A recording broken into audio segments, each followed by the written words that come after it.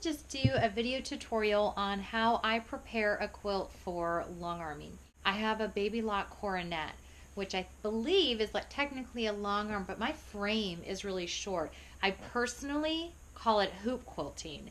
I have this big, huge hoop that I'm trying to put this quilt on, which is fine and it works great because that was what I could afford, and that was my next step up. So anyway, this is how I prepare a quilt. I am not a quilt shop.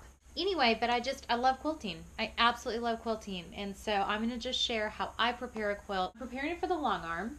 And this is 100% different than anything I've ever done in terms of when I'm preparing it for my domestic machine. I already did a video on that.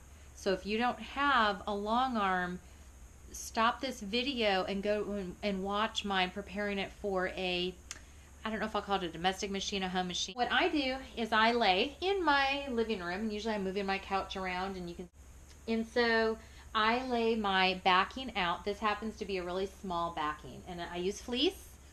Don't arrest me. I use fleece or flannel.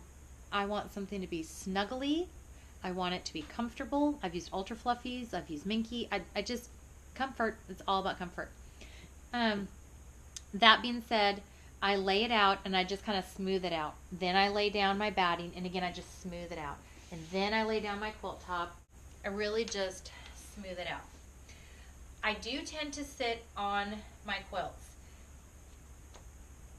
I am fairly confident at some point you are going to see a child of mine dive across the quilt and roll around on it.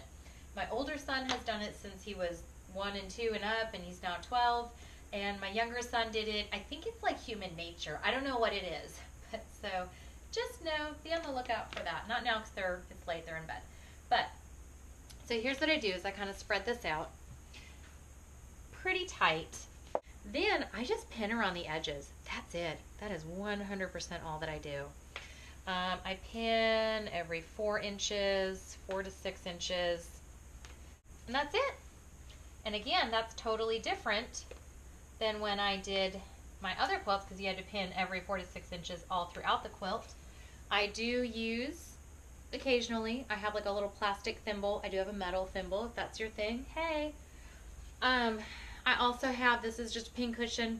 The top is over there. I take the top off when I'm using it. And I just have, and honestly what I do is I just take, kind of shake my little pile out, and then I just move my pile along and I just quilt it all around. Now, as I go, I do like to sit in the middle of it, and I'm sorry if I show a unflattering view of me.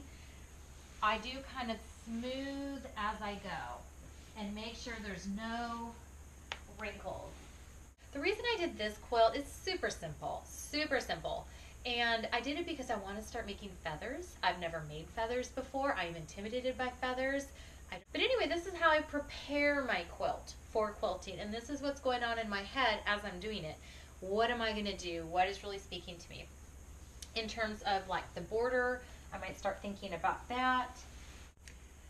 So I'm ready to throw my quilt on the long arm. Again, separate video for the actual like long arm quilting. One thing I forgot to mention, really important.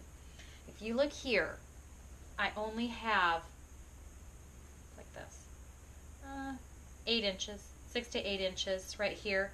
That's not enough for my machine, because I have basically a hoop, let's call it, okay? So how I have very easily problem solved that is, dun dun dun dun, I made these out of scrap backing fabric. Again, I only use flannel. I just took a scrap. This is my salvage end right here. I sewed it end to end. This is wide backing fabric. I now have, this is at least like 180 inches, I think maybe, because it's pretty long. So now I have this, and so what I do and I will on this quilt, as a matter of fact, is I sew it across the bottom. It's a pretty big, it's a basting stitch, and I do that so it's very easy to rip out. My initial plan was I would just cut it. Who cares? I'm cutting off 2 inches at a time, and then eventually it'll get so short I'll just find another one. And you know, I just found I really like that salvage end. And so if you look, you can see I have little threads in there because I do. I just rip them out. So there you go. That's my tip of the week. Just get one of these, some scraps, sew them end to end. I have, this one is made out of, 41-inch flannel. And again, I sewed it end to end. So this is 80 inches. And then this one is another 108 because it's the length of a wide backing flannel. So I'm all good now. Okay, I'm assuming if you have a long arm that you know what I'm talking about when I show the other thing. But I'm going to do this just in case. I just sew on total scrap fabric here. And I do a really wide stitch. Not sure if you can see it. This is 4.40. I don't even know what that is. Millimeters. I don't know what that is. But anyway, pretty big stitch. And then I'm just going to sew on this whole piece of fabric.